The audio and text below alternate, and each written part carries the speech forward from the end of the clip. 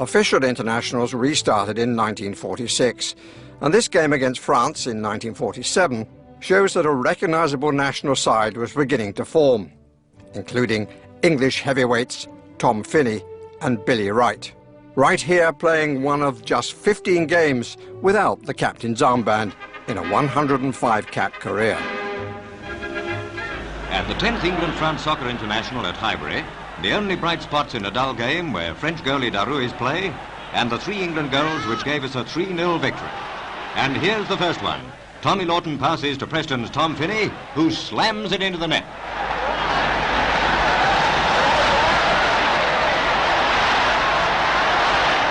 Rough tackling by the French handicapped England.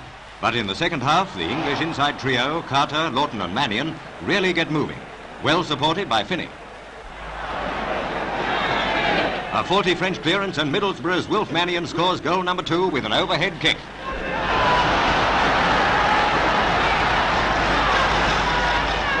Taking it all round, it was one of the poorest internationals we've seen, enlivened only by occasional individual flashes. Derby's silver-haired Rich Carter scored the 3rd goal for England, who remained unbeaten at home in international soccer.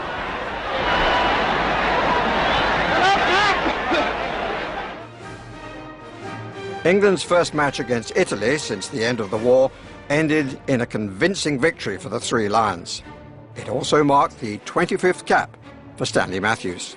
And while Britain's footballs are locked away and the turnstile sportsman concentrates on Bradman, fast bowlers and the Derby, an English soccer 11 makes European history.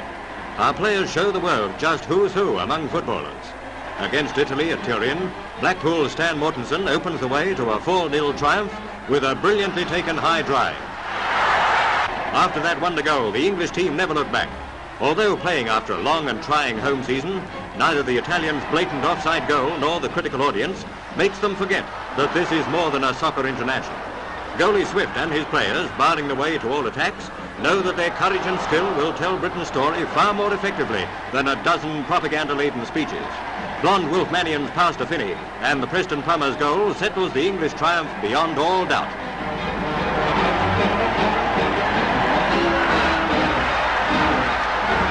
With a great win theirs, the English team drive home their masterful play for all to see. Not even on a chessboard could this superbly executed move have been better. From Stan Mortensen, the ball goes to Billy Wright. From Wright to Lawton and back to Mortensen. A great payoff for football's team of the season. And Matthews will again star in this convincing victory over the Swiss, a match that gave a first cap to the future England manager, Alf Ramsey. Football maestro Stanley Matthews stars in a new-look England team that gives Switzerland a lesson in soccer how she is played. With reserves Don Roper and George Swindon standing by in case of injury, England romp home at Highbury. From a Melbourne centre, new boy Jackie Haynes heads in goal number 1.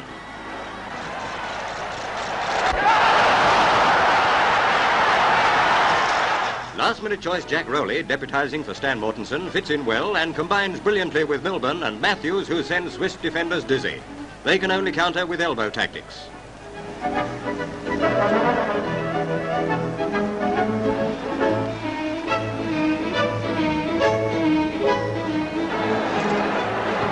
Streamline Stanley, turning on speed that would do a sprinter credit, plays perhaps the greatest game in his career. It's from his centre that Johnny Hancock scores goal number 2. And it's Matthews again. What a player. Without doubt the greatest winger of all time.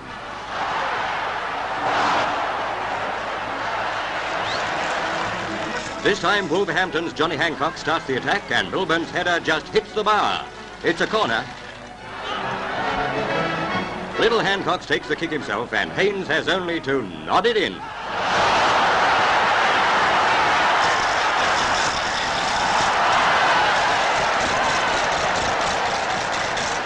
In the second half, England refused to let up. With the 5 new faces has come renewed brilliance. Newcomer Hancock makes it 4-0. England selectors can take new hope from this game. One player who should certainly stay in the team is Manchester's Jack Rowley. He settles the issue beyond doubt with a brilliant solo goal.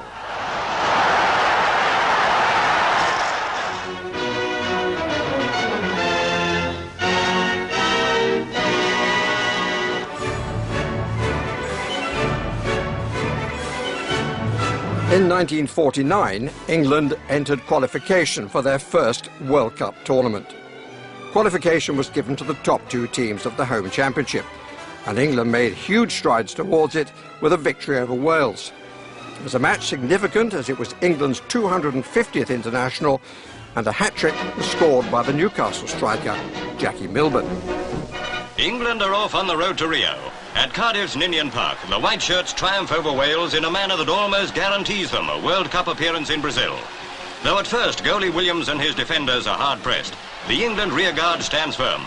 But Wales never give up. Textbook-like moves by their speedy forwards, with Trevor Ford, number 9, outstanding, end with some atrocious bad luck at the vital second. From Williams' hasty clearance, England are quick to force a corner. Tom Finney takes it. Milburn heads it to Mortensen, who slams it in.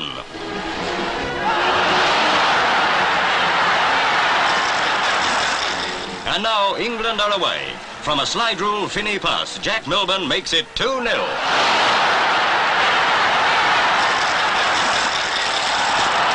And there's still more to come. The rebuilt England attack, though not perfect, is finding goal scoring easy. Unstoppable Milburn puts them 3 up.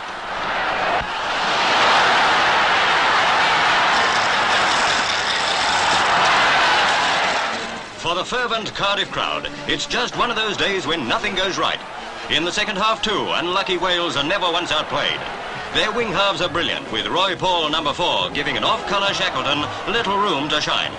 Though Billy Wright's injury that sent him out on the wing makes a summing up of England's play impossible, the only man who builds up his reputation is Jackie Milburn.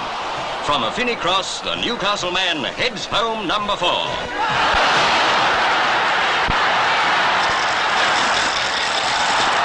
4 down, the gallant Welsh side are still there fighting, and their reward comes when Mal Griffiths flashes in a consolation goal.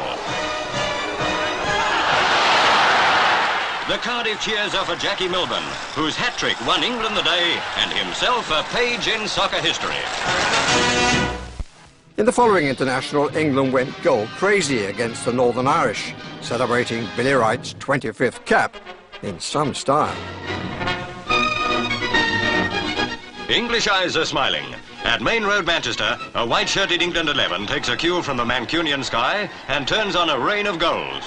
Dispelling all the ifs, buts and maybes about the team, the White Shirts show no mercy to the harassed Irish defence. They're on top from the word go. Stan Mortensen, number 8, paves the way to the first goal. A pass to Jack Froggatt, the Portsmouth winger puts over his centre, and Jack Rowley is there to send it home.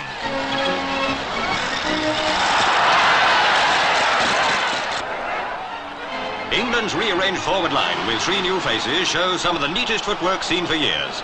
It's soccer straight out of the textbook. The speedy Froggatt, the dashing Mortensen, they're all at the top of their form, with Tom Finney, now with the ball, playing the game of his life. Finney lays on goal number 2. A centre to Froggatt, and the Pompey man heads it home.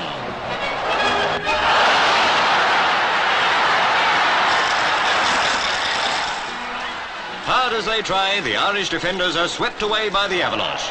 Stan Mortensen puts England 4 up. And in the second half, there is still more to come. From a Froggatt centre, Jack Rowley makes it 5-0. For our man of the match, we pick Tom Finney, number 7. It's from his pass that Stan Mortensen scores number 6. For our sympathy, we pick Hugh Kelly, the hard-worked Irish goalie.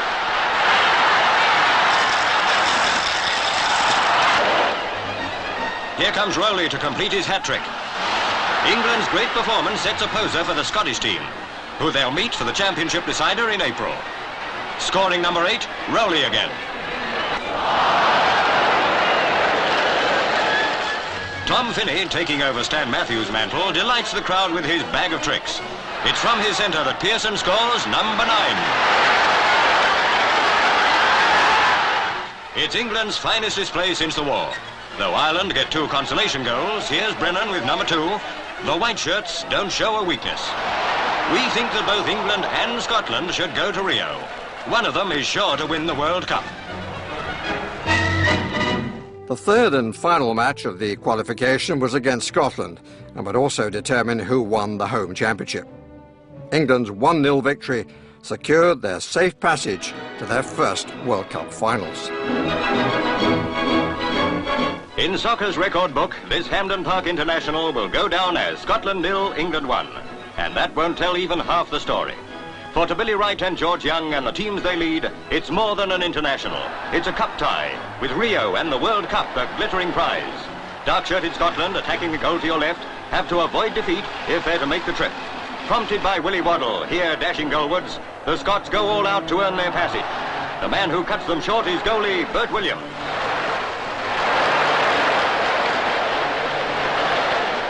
And now England are on the attack. Bobby Langton, number 11, has the ball. A quick pass to Bentley, but the Chelsea man is off target. Schemer-in-chief behind the Scots attack is that dashing wing half Alex Forbes, number 6. His amazing crossfield run puts Willie Waddle away again. It looks odds on a goal as Waddle centre drops in the goal mouth. Williams is down, but little shot sails over. Scotland are away again. This time the threat comes from little Billy Steele. There's dynamite in his boot, and only Williams' cat-like agility saves his goal.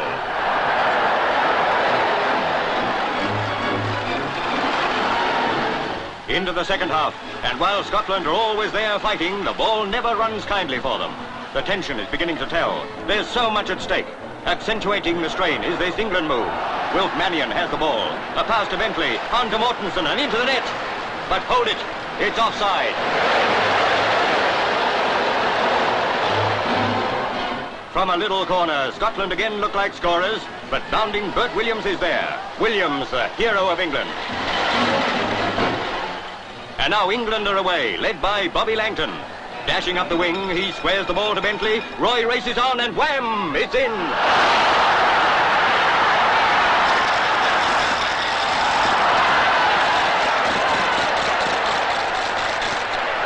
To England, the glamour of victory and with it the international championship. To Scotland, attacking to the last, the glory of going down fighting. Fighting hard enough to merit their accompanying England to Rio. This friendly between Belgium and England was significant as it was the first time that England had used a substitute in an international. Jimmy Mullen replaced the injured Jackie Milburn. England soccer selectors smile again. The white shirts are back in form. Against Belgium at Brussels, every man from goalie Bert Williams forward earns a star label. And that despite the shock of an early Belgian goal, ripped home by centre-forward Mermont. Starting the second half 1 down, England suddenly find that master touch, the brand of football that's invincible. Tom Finney, the plumber from Preston, is the driving force in this inspired forward line. He and that electric eel, Stan Mortensen, paved the way for the equaliser, brilliantly slammed in by Jimmy Mullen.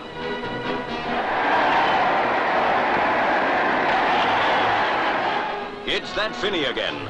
This time he links up with Roy Bentley to give Mortensen a chance. But it sails well over. But from a Finney free kick, Mortensen makes sure this time.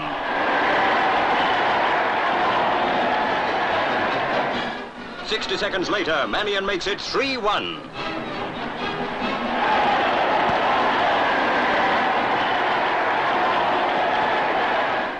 One more to come, and man of the match Finney is again the goal maker. Finney to Mullen, on to Bentley, and it's there. A goal in the old England manner. After a win like this, the road to Rio looks brighter again.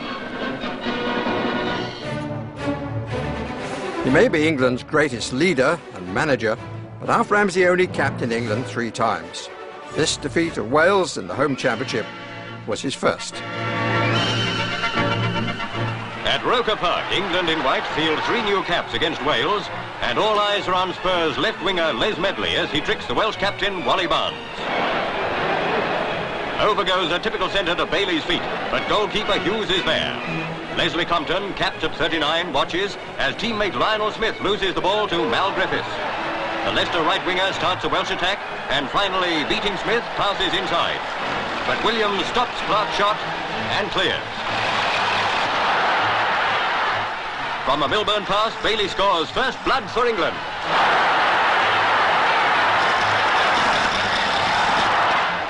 Wilf Mannion's playing a storming game, and from a slide rule pass, Bailey puts England 2 up at half-time.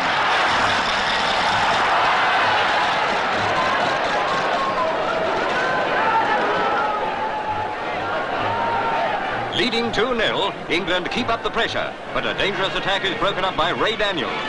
He pushes the ball through to Bryn Allen, and from his pass, centre-forward Trevor Ford scores the first Welsh goal.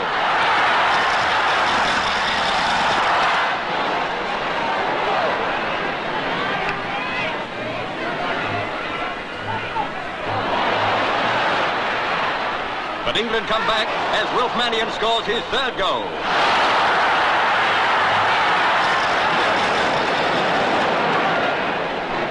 One of the best internationals of recent years ends with England winning, despite another brilliant Ford goal for Wales. The record of Nat Lofthouse for England is second to none. The Bolton centre-forward scored an incredible 30 goals in just 33 matches. Against Wales, he bagged a brace to help secure this victory. Before the curtain goes up at Wembley in the tussle between Wales and England, the Duke of Edinburgh greets the leading actors.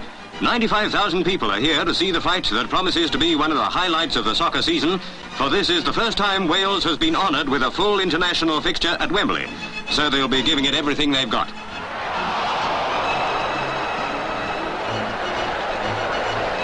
England in white shirts are on the attack, and their forwards move up to threaten the Welsh goal.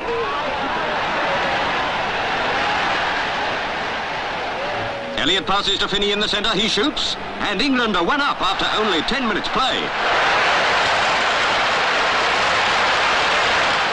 A few minutes later, Elliott takes a corner for England, Redfern Froggatt taps it over to Lofthouse, a quick flick, and England are 2 up. Now Wales try to get a bit of their own back. They're up against a crack English team today, but they're playing good football, using every trick they know to try and beat the English defence. The England goal's in danger, and the crowd's on its feet as burly Trevor Ford has a slam at the goal, and in it goes. England 2, Wales 1. But a clash with Ford has hurt Jack Froggatt, and he seems to be in quite a bit of pain.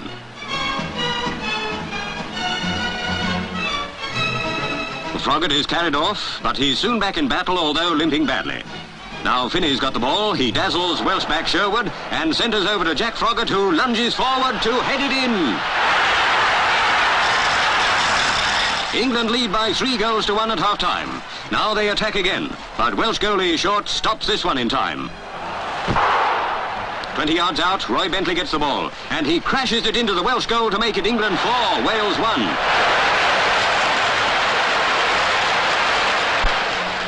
Now the Welshmen go into action, and they give the crowd as pretty a display of football as Wembley has seen for a long time. The ball goes to Trevor Ford again. He back heels, and it's another goal. The Welsh supporters roar for a lot more of the same thing. Tom Finney gets going. Watch him make rings round the Welshman.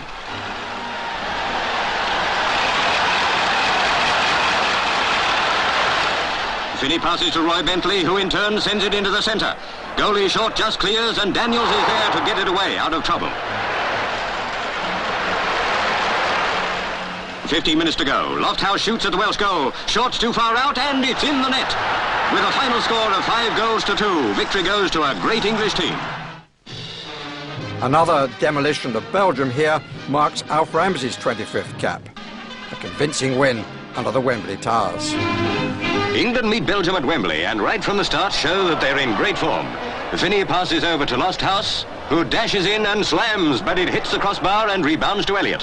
He slips, recovers, and there's England's first goal within the first 5 minutes.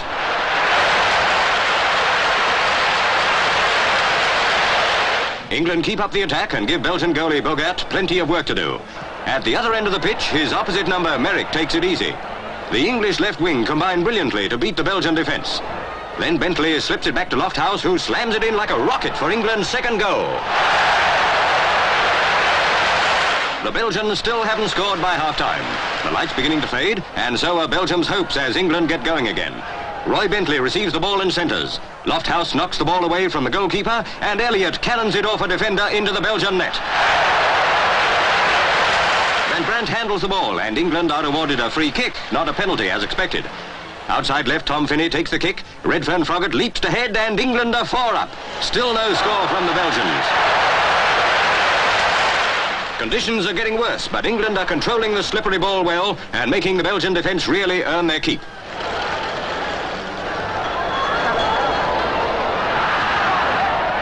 Five minutes to go, and Bentley gets the ball. He sends us to Lofthouse, who heads it in to make it a 5-0 victory for England. To celebrate the 90th birthday of the English Football Association, the England national team took on a rest of the world select in front of just short of 100,000 spectators. England in white shirts meet the rest of the world 11 at Wembley before a crowd of nearly 100,000. England kick off and move towards their opponent's goal. This truly international match is being held to mark the 90th anniversary of the Football Association. Now the visitors take the initiative, playing good, down-to-earth football. Vukas, a Yugoslav, takes over, but Bill Eckersley brings him down. Yes, it's a foul all right. The ref awards a penalty, and Spaniard Kubala takes it. 1-0 to the rest in the first 6 minutes. They're off again on the offensive almost at once. England captain Billy Wright blunts the attack and gets the home team forwards moving again. Veteran Stan Mortensen leads the raid. Racing through the defence, he fires a hard, low shot that shakes the visitors' net. England won, the rest of the world won. Once more, the rest start their attacking machine moving. With perfect teamwork, Zebek, a Yugoslav, slips it to Boniperti, who crashes it in. 2-1 to the rest. Boniperti, an Italian, soon cracks home another one. This brilliant lad looks like licking the Englishman all on his own. 3-1 now to the rest. Now Stanley Matthews takes a hand. He'll make sure England will fight to the last anyway. Typical Matthews trickery beats Hanapi. On he goes, but his shot hits the bar. Zeman, the rest goalie, muddles a defensive move, and Mullen just walks it in to chalk up another for England. And if that was a lucky one, well, it's okay by the home supporters. The ref steps in when Zeman tries to change with substitute goalie Biara owing to injury, but that's not allowed till half-time. When the changeover comes, Kojovski's mighty passing shot puts the ref out for the count. He's certainly earning his keep in this match. It's not a bad injury, though enough to hold things up for a moment or two.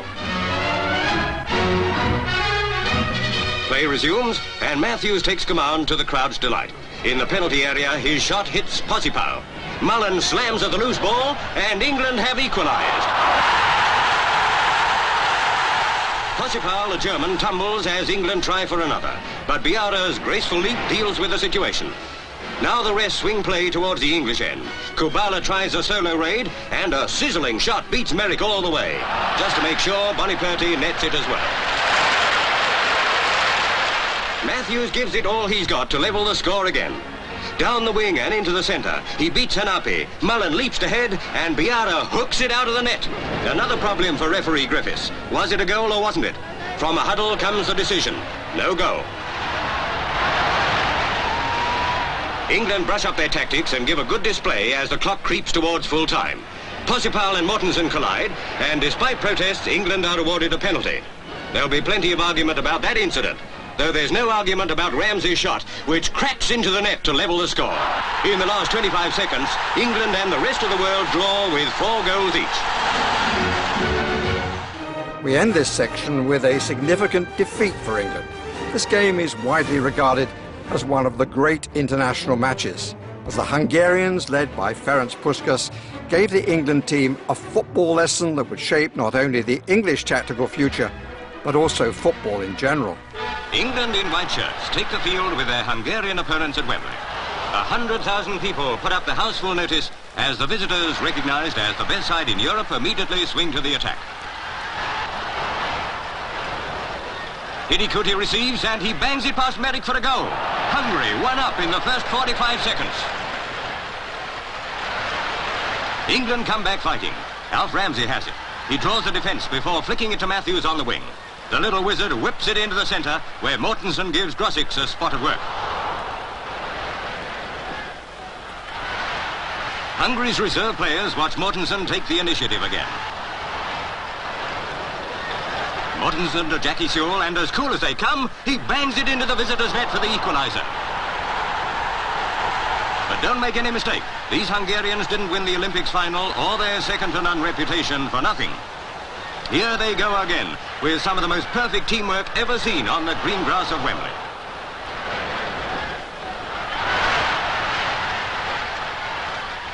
Puskas goes down to Johnson's tackle, but the Hungarian captain slips it over to Hidikuti, who shakes the net with goal number 2.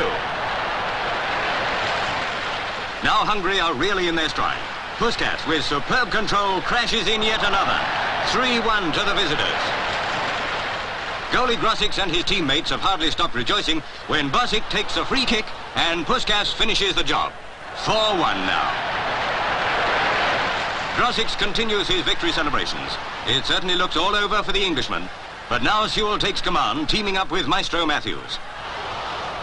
Rob's header sends Grosics sprawling to save. That's the stuff to raise English hopes. But it's Stan Mortenson's low drive that chalks up another one on England's account. 2-4 it stays up to half-time, but that's not good enough for Hungary. Centre-half Laurent is after it. Laurent returns to the centre. Puskas has it. Puskas to Coxis, whose header hits the post. From the wing, Bosic races in and cracks home Hungary's 5th goal. But the massacre isn't over yet. Hidikuti, who's already scored 2, makes it a hat-trick. England, down but not out, come back to try and crack Hungary's Iron Curtain defence. Leading the attack is human dynamo Stan Mortensen. But Grosics brings him down.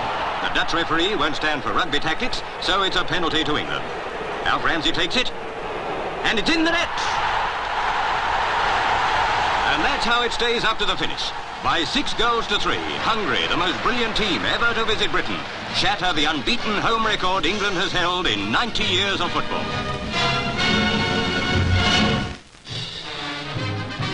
In England's second qualifying campaign for the World Cup, they once again achieved the clean sweep of 3 wins in 3 matches, with this defeat of Scotland. An astonishing crowd, reported to be close to 135,000 strong, descended on Hampden Park. The England team was quite inexperienced, with 4 new caps, but started the brighter, with Tom Finney showing his usual tricks down the right.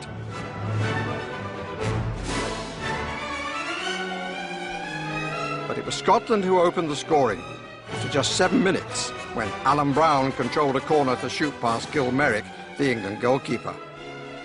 But England were quick to respond as Ivor Broadis ran on to a through ball and beat the on-rushing goalkeeper. In the second half, Scotland were looking the more likely to score, but against the run of play, Johnny Nichols connected with a cross and a diving header put the visitors ahead. And England never looked back, Ronnie Allen claiming the 3rd.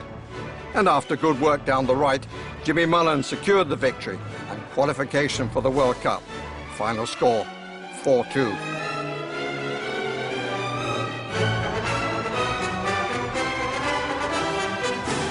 England began their World Cup campaign against Belgium. It was decided that any game level after 90 minutes would have 30 minutes extra time to find a winner. And so this game is England's first international to go to extra time. The familiar sight as Billy Wright led the England team onto the field in front of an expectant crowd at Basel in Switzerland. The match started at breakneck speed, and England were the first to come close. But it was Belgium who scored first after just 5 minutes. As ever, Stanley Matthews was causing havoc in the opposition defence, and it was from this through ball to Ivor Broadis that England found the equaliser. Not long after, England took the lead as Nat Lofthouse stooped low to head home a cross from the left. A further 3 goals were scored in the second half to leave the scores level after normal time, and the further 30 minutes of extra time was played. If a winner could not be found, then the match would be declared a draw. And despite this excellent strike from Nat Lofthouse, Belgium found another equaliser, and the game ended 4-4.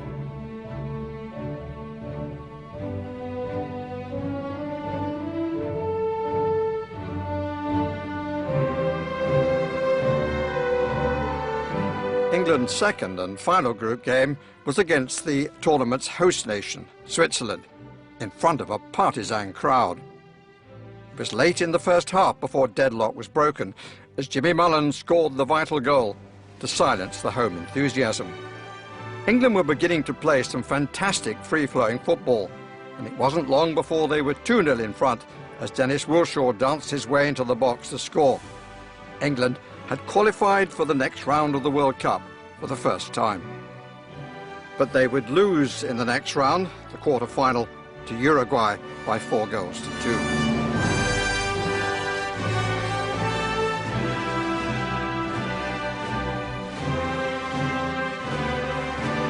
Back at home against familiar opposition, and England, spearheaded by Dennis Wilshaw's 4 goals, sunk Scotland. A significant match for both Duncan Edwards, who became the youngest post-war debutant for England, and Billy Wright, who was making his 50th appearance for his country. A capacity crowd are at Wembley to see England, in the white shirts, gain their biggest win ever over Scotland. At first, Scotland attack, but right-back Meadows heads away. Johnston shoots, the ball runs loose to inside left Macmillan, but he balloons it over the bar. England now move into the attack, and the Scottish goalkeeper fails to hold a high ball. It goes to Lofthouse. He pushes it to Wilshaw, who cracks England's first goal in 60 seconds. The hero of the match, Stanley Matthews, toys with his opponents. Having passed, he moves into position to take the return. When it comes, he seems to have all the time in the world to pick the spot for his centre.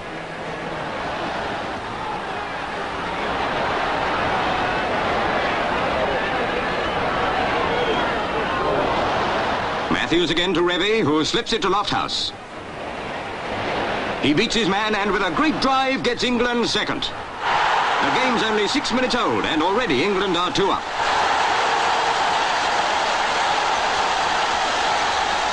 Nothing can stop Matthews, the incomparable maestro, playing one of his greatest games. And now it's to Revie again. Revie to Lofthouse. But that goes astray and is collected by left-back Haddock, who puts Scotland on the attack.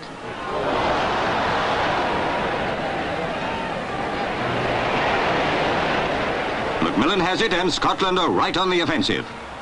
The ball runs to Riley and it's a goal. Scotland are only 2-1 down after 13 minutes. England attack again, and it's a near miss, but there's no one there to follow up. A minute or two later, and Revie makes it 3 for England.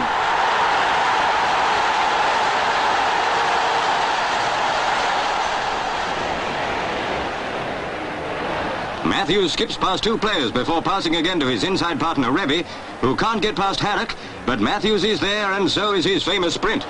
Back the ball comes to Lofthouse, and another goal. And England leads at half-time by 4-1.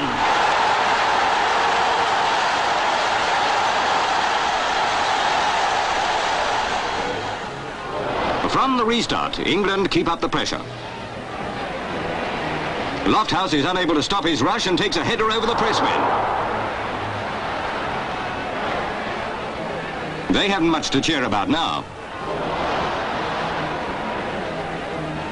Matthews serves up another perfect centre to Wilshaw, and it's 5-1. A few minutes later, and a repeat performance, 6-1. No one would believe he's 40. Over again to Revie. To Wilshaw, and another goal. This is Wilshaw's 4th of the match. He's the first man to score 4 in a big match at Wembley. It seems that everyone is cheering, but it's a sad blow for some. But Scotland never give up and they come back on the attack. Doherty takes a free kick and it's a goal from 60 yards. A defiant last-minute gesture by a team unlucky enough to have met England and Matthews at their best.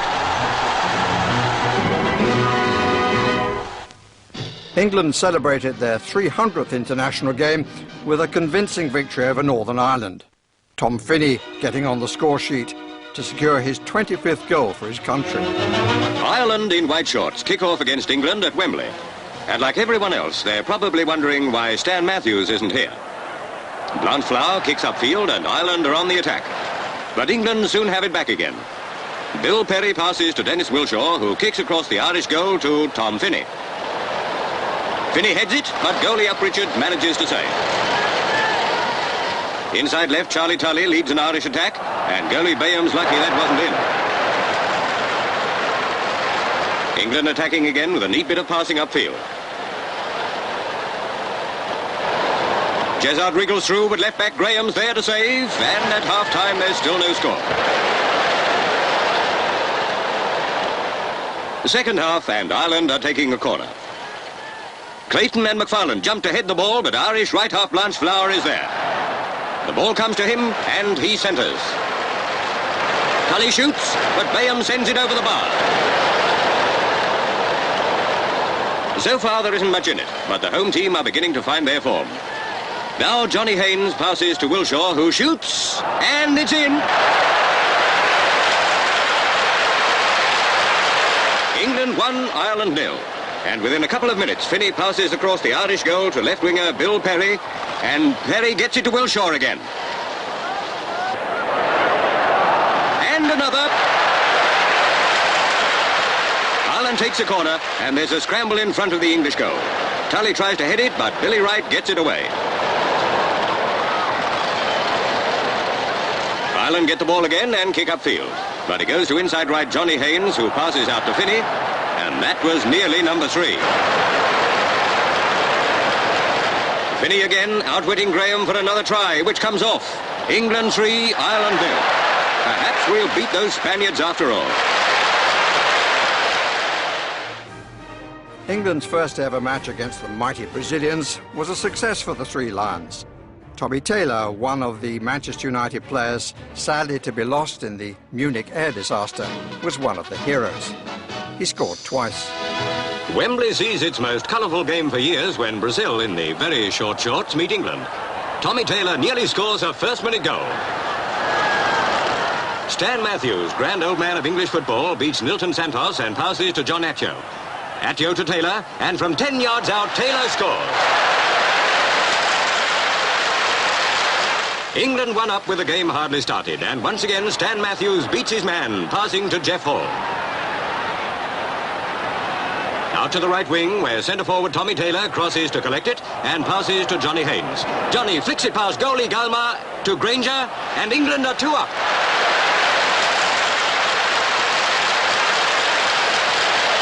Alvaro leads a Brazilian attack. He beats Duncan Edwards, but Edwards hangs on, the ball goes loose, and Billy Wright clears. Taylor races in, and that was nearly number 3. Brazil score early in the second half, but England soon strike back. Johnny Haynes passes through a defender's legs to John Atio. Atio shoots, but Gilmar saves. Back to the other end, where Didi, named the Cobra, wriggles through the defence and strikes. And that's the equaliser. The crowd aren't so happy now, but veteran wizard Stan Matthews soon has them cheering again. He beats skipper Nilton Santos and passes inside to Johnny Haynes. Johnny shoots, but it hits the crossbar. Hard luck, England. Now the match becomes pure comic opera. England have been awarded a penalty, and inside right Alvaro doesn't approve. He hangs onto the ball, and it's some time before his teammates can retrieve it. French referee Guigues pushes Alvaro away, and Delmo Santos hands over the ball. Monsieur Guigues places the ball and assures Santos that all is forgiven. Atio takes the kick, but Galma saves brilliantly. Careful with that man, he's valuable. England attacking again. Stan Matthews has it. He's challenged. He centres to Atio, who beats the goalie and heads to Taylor, and Taylor scores. England 3, Brazil 2, and only a few minutes to go. Once again, it's Stan Matthews who gives Granger the opening, and Granger nods it home. So it's England 4, Brazil 2. One more victory won by teamwork against a side of brilliant individuals. This game, which saw England beat the World Cup winners West Germany, marked the debut goal for Duncan Edwards, a player described by many as one of the greatest to put on an England jersey. But at just 21, he lost his fight for life following the Munich tragedy. In Berlin's Olympic Stadium, England, in the dark shirts, meet Germany, the World Cup holders. Early German attacks are fended off by the brilliant work of Reg Matthews, the Coventry City goalkeeper. When he does miss, his backs don't let him down. Skipper Billy Wright passes to inside left Dennis Wilshaw and kicks upfield. A good save by German goalie Fritz Heckenrath. And another. Near the German goal mouth, left half Duncan Edwards cuts through the defence line like a knife through butter. He beats Wafers and shoots, and it's in the net. A beautiful goal. Germany 0, England 1. Inside left Fritz Walter starts a German counter-attack. Out to left winger Schaefer, who pushes it past right back Jeff Hall. This is dangerous, but Reg Matthews tips it over the bar. Second half, Colin Granger passes to inside left Dennis Wilshaw. Wilshaw sends it back again. Granger beats Wafers, but the attempt fails. Johnny Haynes has the ball. He passes upfield and Granger nips in. Retter tackles him, but he's through, and the goalie's beaten. England are 2 up. Now a German attack on the left wing. Hard luck, that one. Now England are well into their stride. Duncan Edwards pushes through towards the German goal. A general tussle in the goal mouth, and Johnny Haynes slips it neatly home. So now England are 3 up, and the German fans are far from happy.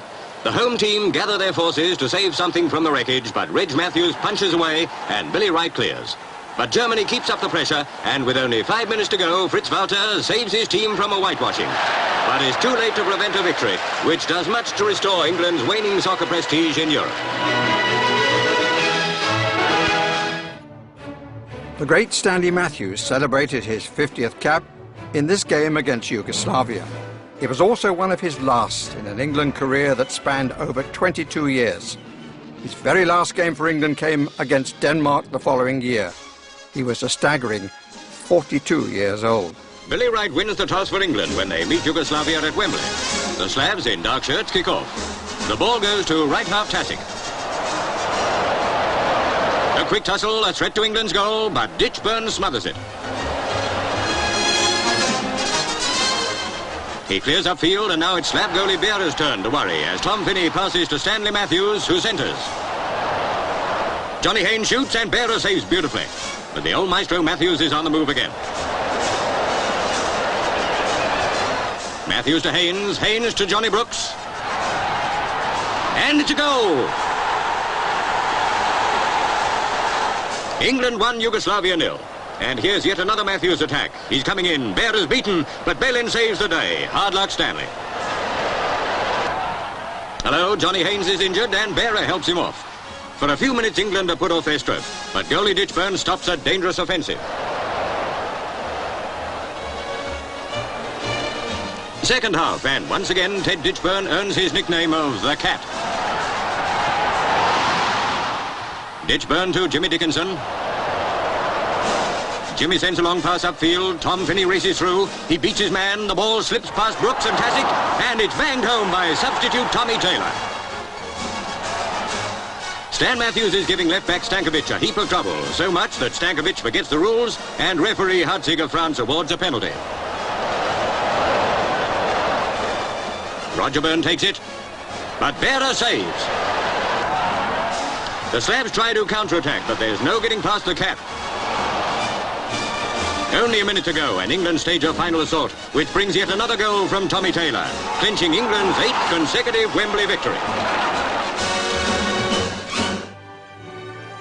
This game is remembered for the contribution of debutant Bobby Robson, the future England manager scoring twice to sink the French. It's only the second time that England and France have met at Wembley, and the first was a draw. The French kick off this time, but white-shirted England are determined this won't be a draw. They stop the rush, and French goalie Claude Abbas is very soon under fire. Right winger Brian Douglas wriggles through. And Tommy Taylor heads a beauty. The French forwards hit back. England's defence are nearly caught out, but their luck holds. France tries again. Don Howe is beaten, but Eddie Hopkinson takes it comfortably and throws upfield. A long one from Haynes comes to Robson, who shoots. A lovely save by Abbas. Johnny Haynes has it again. He pushes it out to the wing. Brian Douglas tussles with the goalie. Bobby Robson's ready, and it's a gift. 2 goals up, and England are on top of their form. Haynes starts another attack. A beauty through the middle, and Taylor nets number 3. Second half, and the French are fighting hard to make good the lost ground. Right half, René Domingo beats Edwards and shoots, but Hopkinson turns it round the post. Now Bruno Bellini has a try. He's challenged by Wright and Byrne. He's through. Eddie Hopkinson dives, and Bellini misses an empty goal. England are on the move again, and it looks as though the French have shot their boat. The ball comes to Tom Finney, and that's very nearly number 4.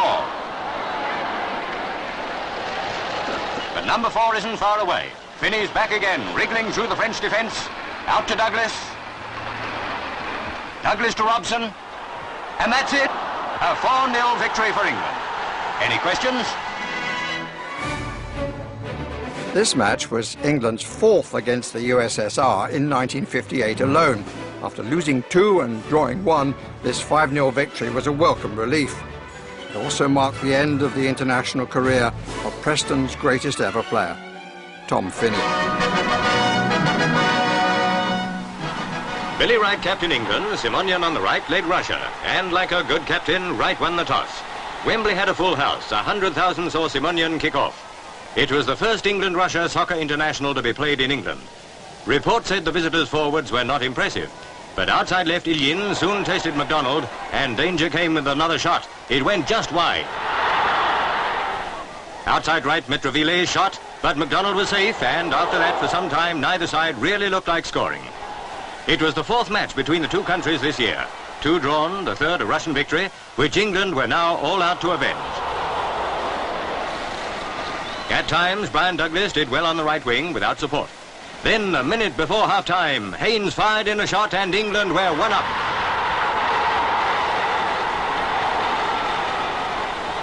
England supporters were optimistic as Lofthouse kicked off and the second half began. On the players too, that goal by Haynes was a tonic. It was a transformed England on view now. Finney came more into the picture, though not with any result this time. Simonian took up the attack. He passed at Tsarev, who made ground and then put over a dangerous centre. Luckily for England, MacDonald was equal to the emergency. After 15 minutes of the second half, right back Kasarev, only half cleared. Haynes shot. It was 2 goals for England. England now scented victory. Young Brian Douglas, for one, knew that these Russians weren't supermen. The Haris Belyaev saw Haynes shoot again. It was the hat-trick for the Fulham wonder. Haynes sent Douglas away. The tough left back Kuznetsov this time overdid it, badly fouling Douglas in the penalty area. Bobby Charlton made sure of it. England's 4th goal. With only 5 minutes to go, Russia could do nothing to escape defeat. England's defence was impregnable. Left back Graham Shaw was brilliant. Belyaev never had such an afternoon. When Lofthouse beat him, England had scored 5, Russia 0. By that goal, Lofthouse equalled Tom Finney's record of 30 scored for England.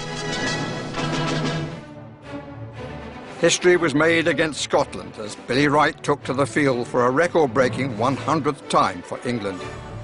He is the 5th most capped player in national history, with 105 caps.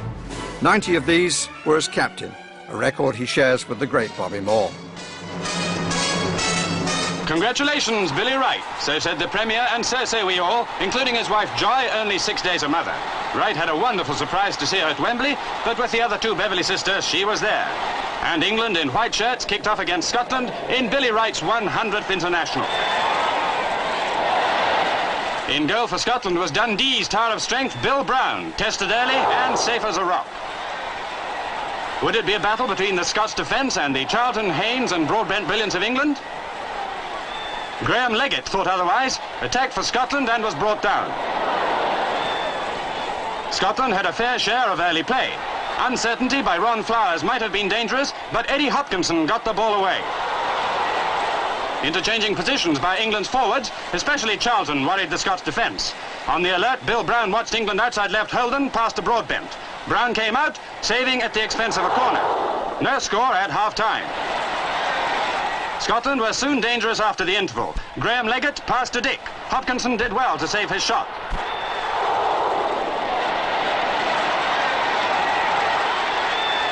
Scotland's captain, Bobby Evans, started another attack, passing to Bobby Collins. The inside right sent the ball to Doherty, and that excellent right half made ground towards the English goal area. It spelt danger, and as the ball came in from the right, Hopkinson fumbled. Hurd's shot was deflected. Inside left, John Dick put the ball to Willie Ormond. This time, Hopkinson saved brilliantly. From now on, England mostly had the ball in the Scottish half. Much brilliant approach work was at last rewarded. Over on the right, Brian Douglas centred. Charlton was there with a lovely header. It bounced in.